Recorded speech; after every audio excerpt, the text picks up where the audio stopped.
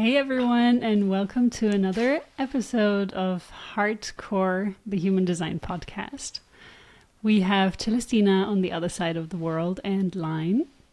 Ayo. And today we're going to be talking about projectors and specifically regarding struggling to find purpose and how to embrace waiting as a projector. So these are the two main focal points because there's just a lot of rumors but also a lot of just misunderstandings when it comes to waiting as a projector. I don't know what that feels like as a manifestor, so I'm really excited for you to touch on this both from like a knowledge perspective as well as a personal perspective, and to kind of just delve into like different gender roles or assumed gender roles around being a projector as well. So let's learn some things. But you've had clients, no, that were projectors. Have you had clients that were projectors? Because I find that interesting that I attract a lot of projectors. Maybe it's the same with you, that you attract a lot of a specific type. I've spoken to many a manifestor. I've spoken, I think, to 2 reflectors, and this is like within the work that I've done, like within dietitians, right? More than a handful, no, at least 15 or 20 projectors, obviously more manifesting generators and generators, but just like statistically, there would be more of them. But yeah, no, I've worked with at least 3 projectors, and the waiting, I think, is extremely challenging, right?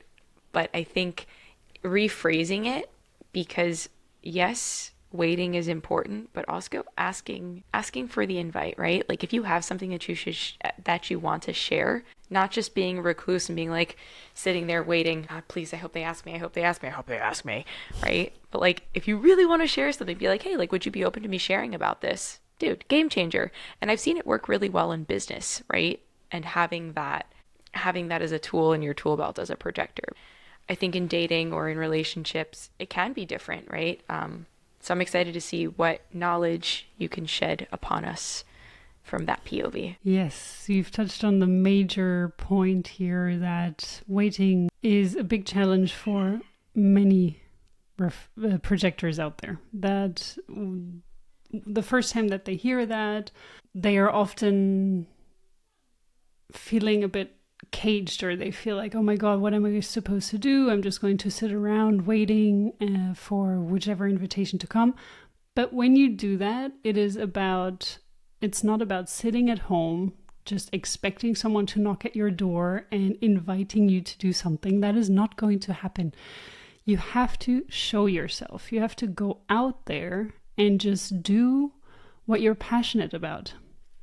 And you also, a very, very important part of this is that you take care of yourself, that you really hone in on that self-love, do your practices, whichever they may be for you.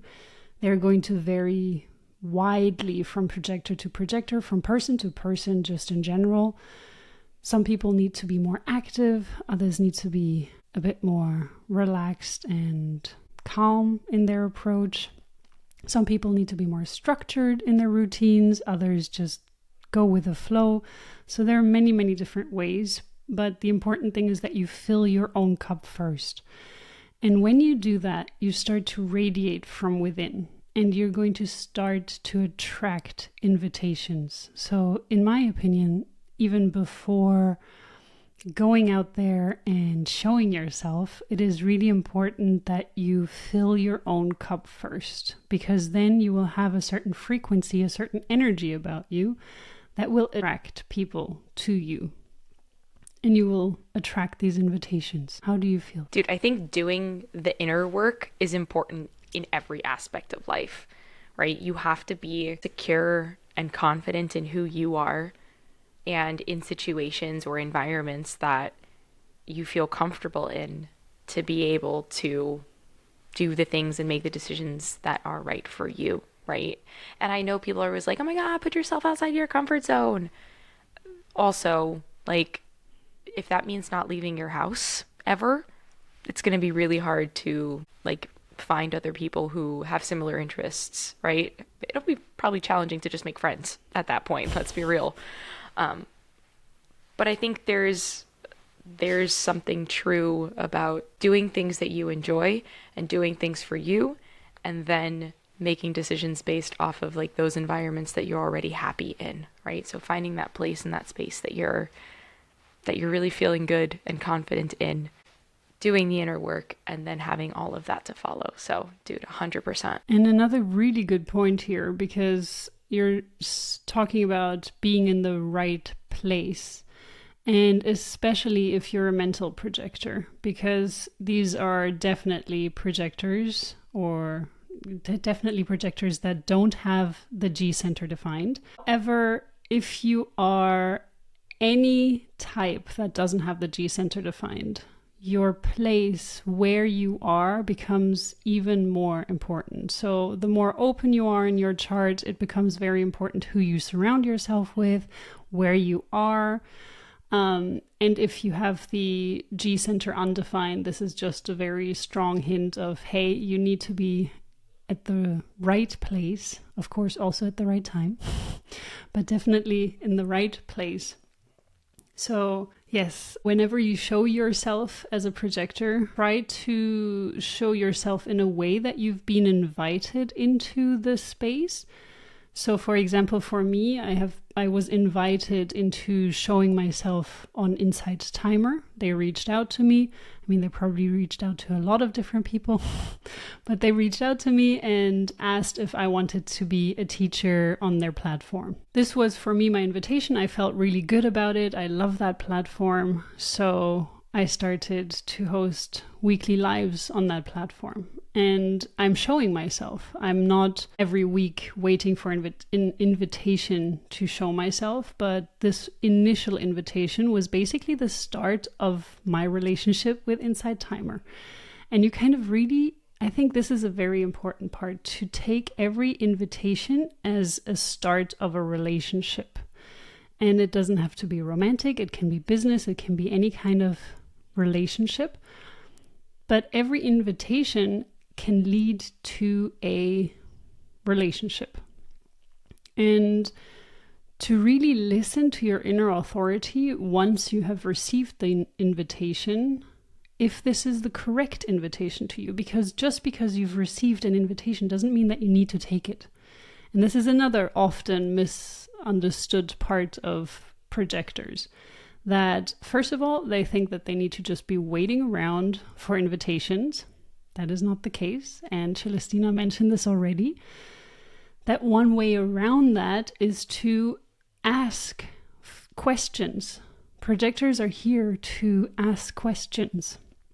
So asking for not an invitation per se, but you're basically asking for an in. So you can ask a question of, would you like me to share a little bit about this topic? Or are you interested in doing X, Y, Z? Things like this. It is a way to kind of open the door and then see how the other person reacts to it, and then wait for the invitation from the other person. So it is not you demanding it, you're not pushing it, but it's just a question. And if the other person is ready, great. If not, it wasn't the right time, it wasn't the right person, it wasn't the right place. So you just move on. But if you yourself receive invitations, it also doesn't mean that you have to take every single invitation. You can choose, of course, which invitation is right for you, which feels right to you. And this will be very different for each projector out there. So some projectors are emotional projectors, and they need time. They need to wait for clarity. So they can't just have clarity in the now. And I just recently listened to something regarding the emotional solar plexus from Ra Uruhu, and he was also talking about the 2027 again, and how the emotional solar plexus is going to become an awareness center. So it's moving away from the motor center and becoming an awareness center. The channel 1949 is going to break down. So there's going to be a breakdown of the wave, a breakdown of the motor center. So the reason why I'm mentioning that is because kids after 2027, when they're born, the clarity can be in the now. So at the moment, there is no clarity in the now in the emotional solar plexus. But for kids born after 2027, this can happen. So just something to keep in mind. But yeah, if you're a splenic or a splenic projector, then your clarity is, or your intuition is very, very fast. It's a split-second intuition, and you will very quickly know what is right for you. So many different ways of deciphering whether the decision or the invitation is or is not correct for you. What I'm hearing is plan procreations wisely over the next couple of years. Okay, but like actually though, I think that that's so helpful and provides so much more clarity, right? So thinking about every interaction that you have as a relationship that you're forming that either you want to be in or you don't want to be in, running that through whatever your authority is, and then coming out hopefully with the decision that you feel amazing with in a relationship, quote unquote, that you feel really good about on the other side. Do you have any practical examples of this? I have a couple, but do you have a couple or one? Feel free to share yours first. But I invited you. I will take it after. Yeah, so actually, I'm pretty sure our friendship started like this. Are you going to use that? So I don't know if we've mentioned it on here, but I think you and I like met on Clubhouse. I don't know when you guys remember when Clubhouse was popping off like 3 years ago. My God, wild, first of all. Second, I think we were in some type of like hippy dippy room, as we probably would have. And I was just like going through the list of people who were in there. I was like, this chick looks cool. So I like messaged you on Instagram because you couldn't like chat through Clubhouse. You had to like go to their Instagram profile and like message them through there. And I was like, hey, like we were just in that Clubhouse room together. I'm Celestina. What's up? Hey. And I don't think it was till like months later, maybe even like a year later, that we both realized that we were both into human design together. And then I think we like connected some other way. But yeah, if you can think back to that moment, what was the initial heart pull to message me back? Because you could have easily ignored it. That's true. And that's a very tough question because I don't actually remember that moment.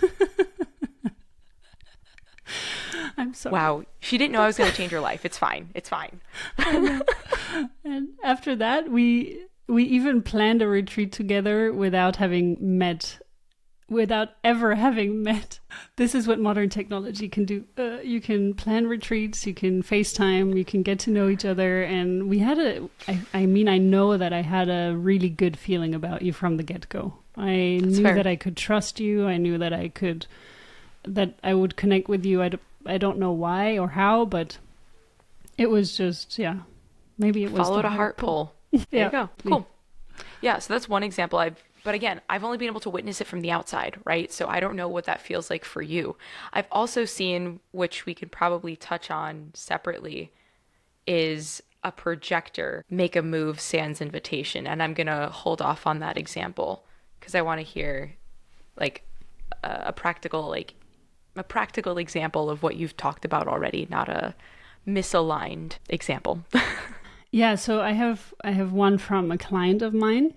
And she is a projector, and she was in a job position that didn't really satisfy her entirely. She was very successful in it, but she didn't feel very satisfied in it. And she also started to feel more and more resistance.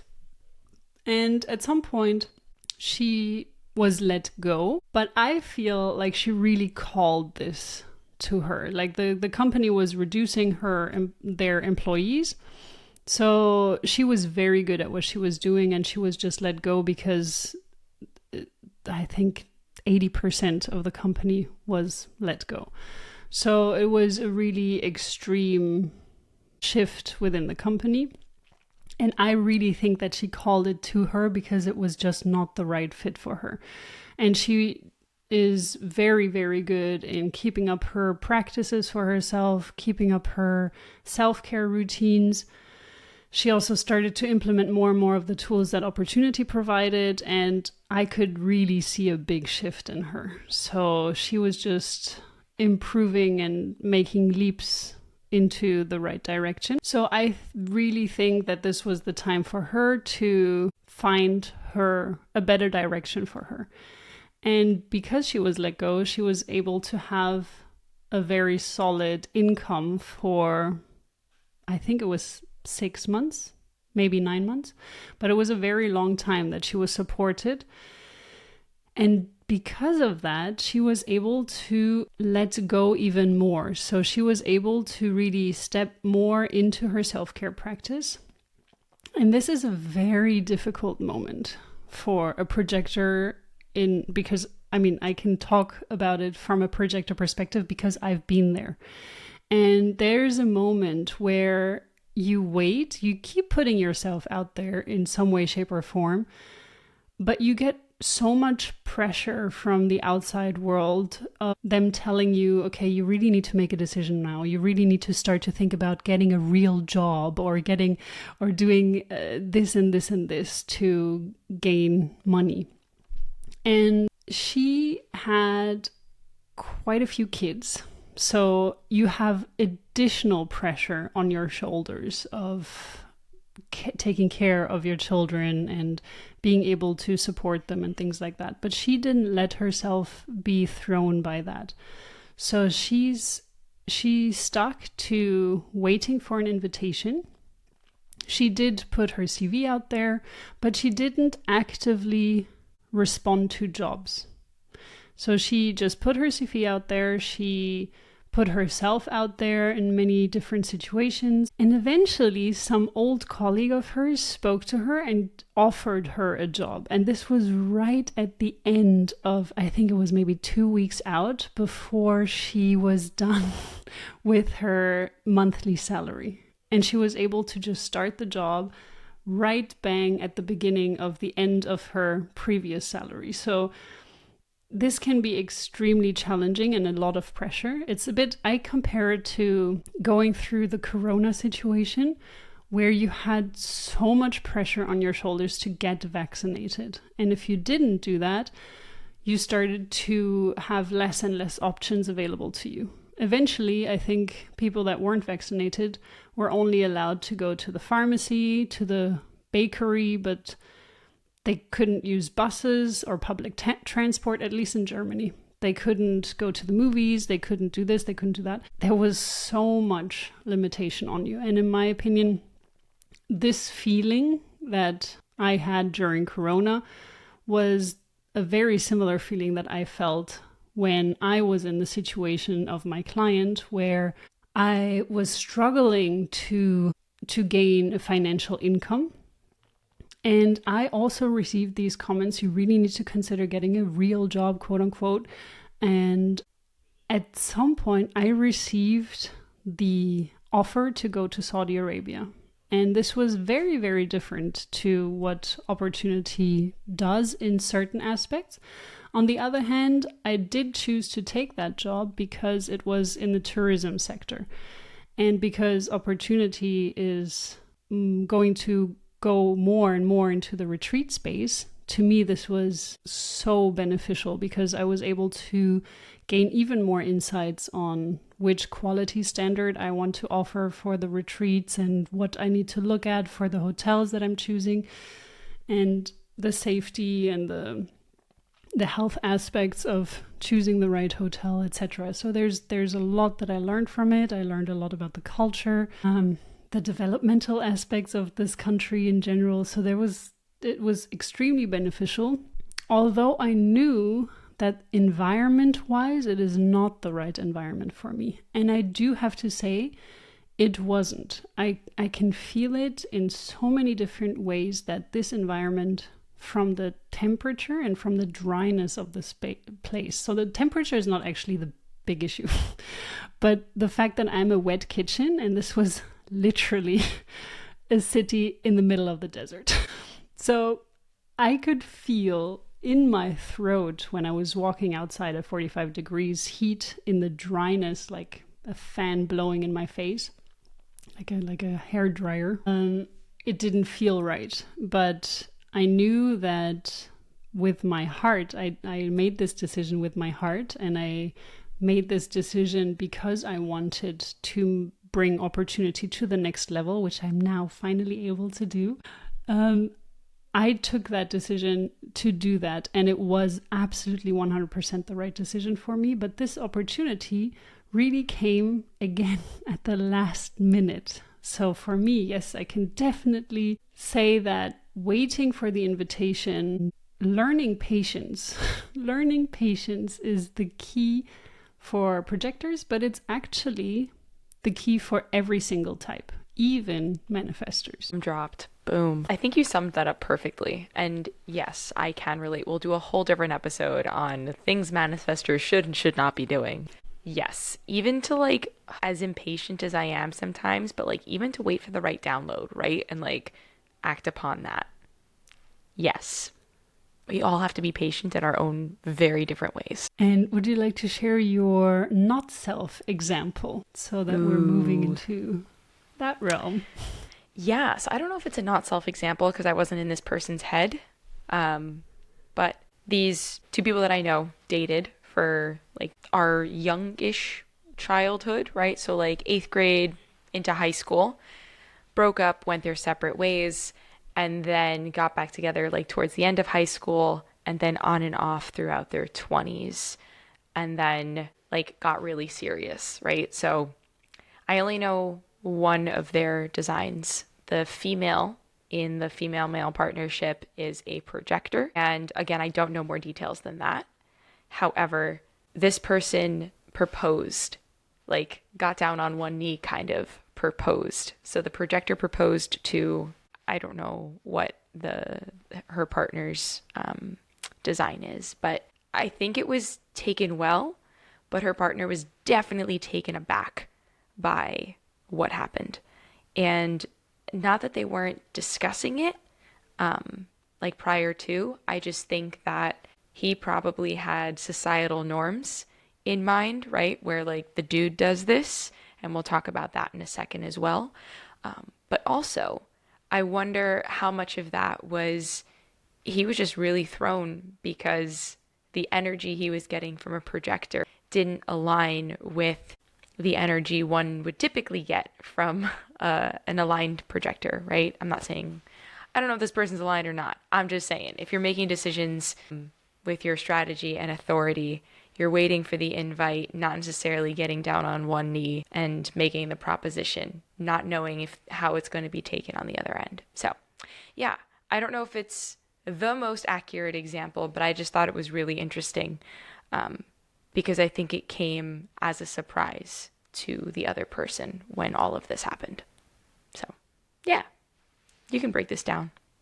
Yeah, this is a really interesting example that you had shared with me a few weeks ago, or something around those lines.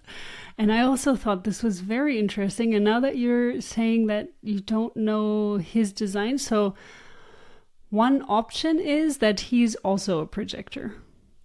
And in that case, it's a projector can ask a projector. So you can invite a projector because at some point one of you has to invite the other.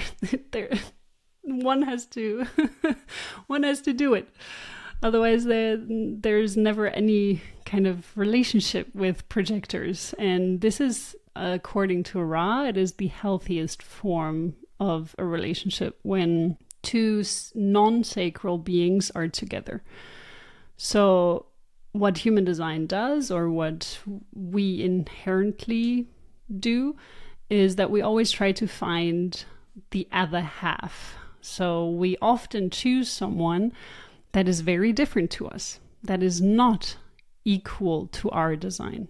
We're not attracted per se to the same design, or like having literally the same design is very rare in the world, but even having the same type.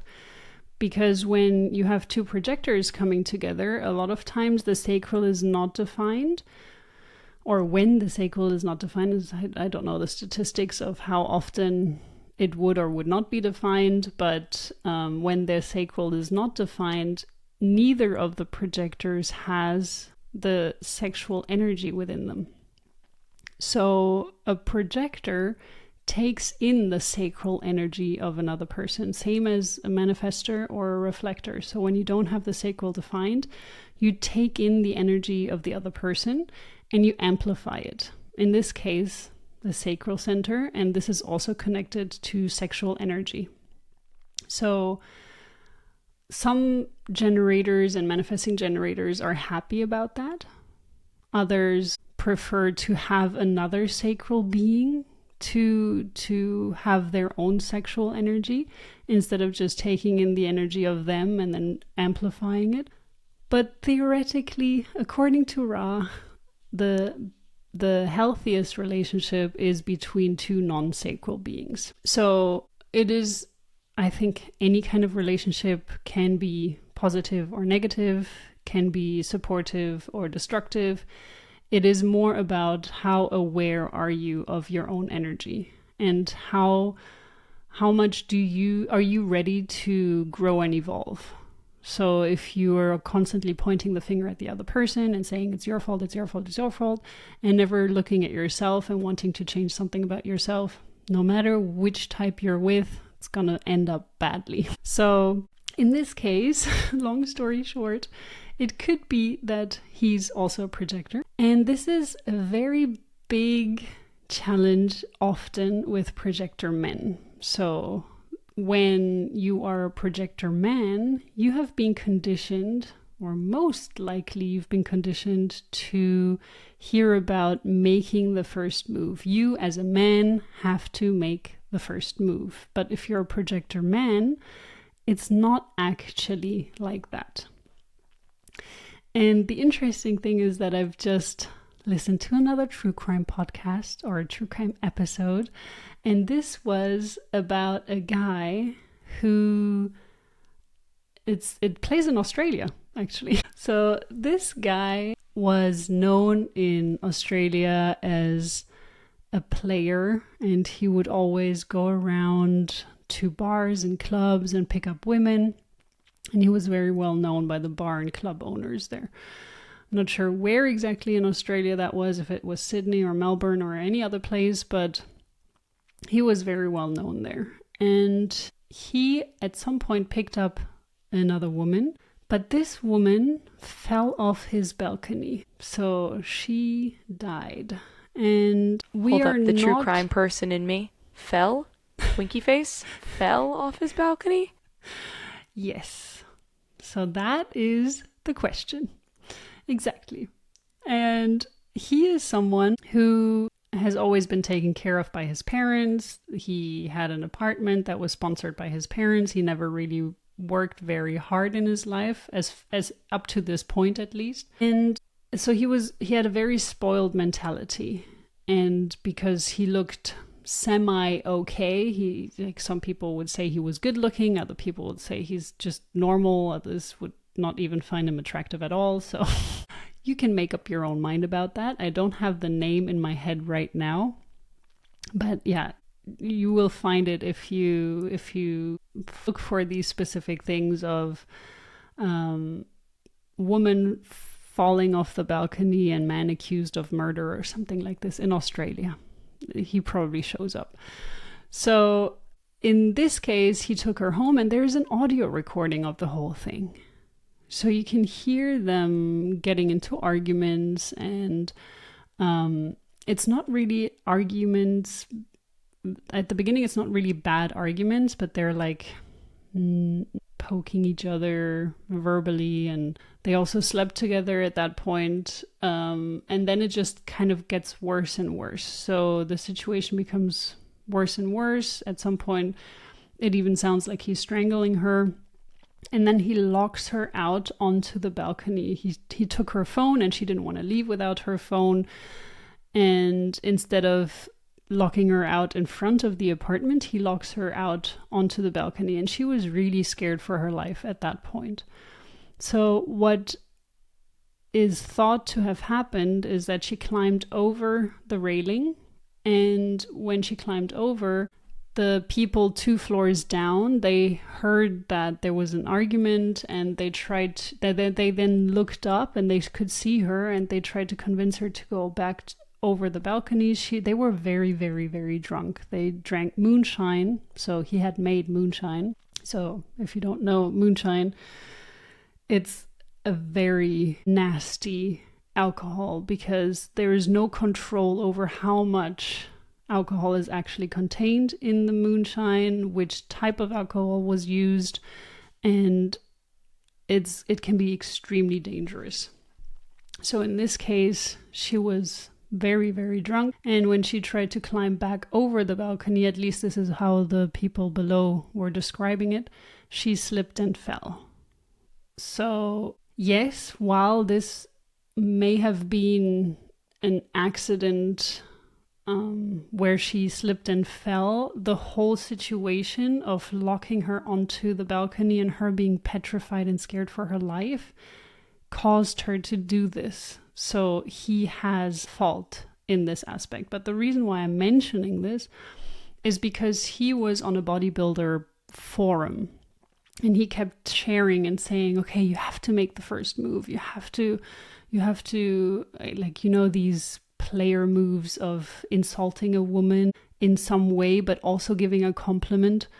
So that's kind of the push and pull thing. And yeah, it may work in some situations. I don't think it's a good way to ever pick up anyone or ever play with someone's mind. But I do know that these things are around, and I do also know that they work quite a bit of time.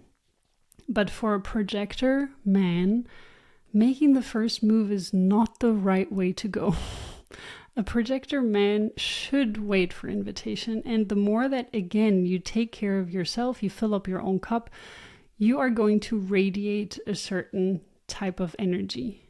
And you don't even have to worry about going up to someone. People, women or men, whichever you're into, they will come up to you, or all forms of gender, apologies.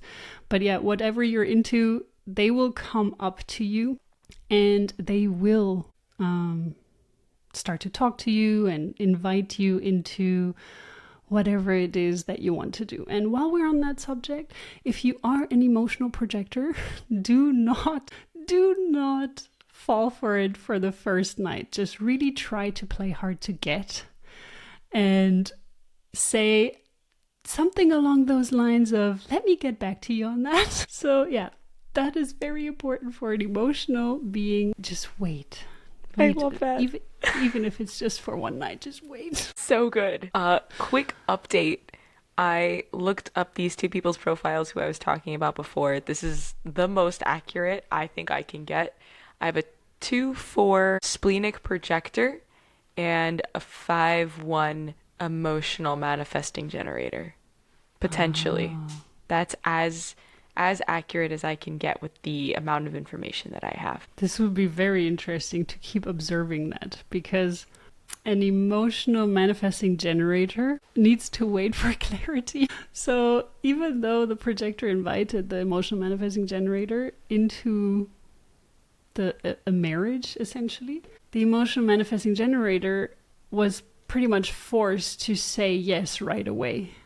So they may have had this in their mind before, and they may have thought about this. And if they have, this is great. If they've had the idea of proposing themselves and they've thought about what their answer would be, or they would hope the other person's answer would be, then they already may have had clarity. But if they didn't, this could lead to quite a few challenges. However, we also have to acknowledge the way that they entered into the relationship in the first place. Introduction from yours truly. Okay.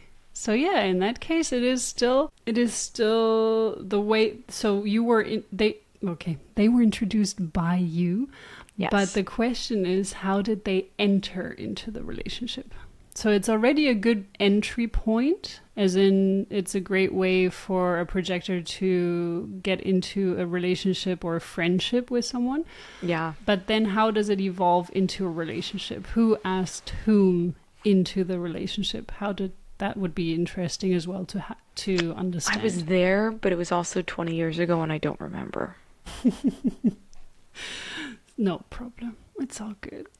But yeah, it's also about just the way that it started is great because it's a neutral place for both a projector and a manifesting generator.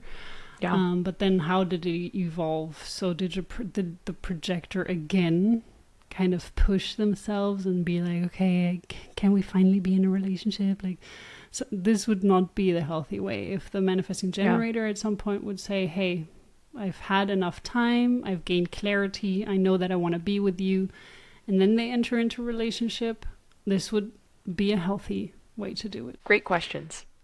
So, as you can see, we're never talking about gender per se. We're talking about types and also profiles and inner intuitions or inner authorities. But I do still think that gender, or not gender, but the masculine and feminine energies play a big role in all of this as well. A healthy masculine projector will just, as I said, have this energy about them, and they will attract these invitations. And they will also not have an issue with this because they will understand their strengths as a healthy masculine as well. So there also always needs to be a balance between the masculine and the feminine energy within each and every one of us. And it's just a very fine line to navigate, as with a lot of things in life. But I think that there is a way to be a healthy masculine projector and also a healthy feminine projector as well. But we need to always bring this aspect into our minds as well. I think there's a very big disbalance in the genders at the moment in general. There's a divide that is becoming, in my opinion, in some areas bigger, in some areas smaller. But this whole gender conversation and all this, also this push and pull that is happening between the genders at the moment, it's not about that. It is about stepping into your own personal strength and seeing the individual for their own personal strengths. And I wish that this would be a conversation that is going to happen more and more, instead of saying, okay, I need to have, I don't know. It's a complicated conversation. But I just wanted to point that out, that at the moment we're, regardless of being a man or a female projector, these are the ways that you need to learn patience. And if you're ready for it, you may not be ready for it. So well said. Yeah, I think that's probably the biggest thing when it comes to human design, right? Like, you could stumble upon our podcast tomorrow or today. Maybe you stumbled upon it today and you were like, this sounds cool. I'm not ready for it. That's fine. You don't have to be ready for it today. As long as you know you have this in your back pocket, if you're ready for it in 2 years from now, dope.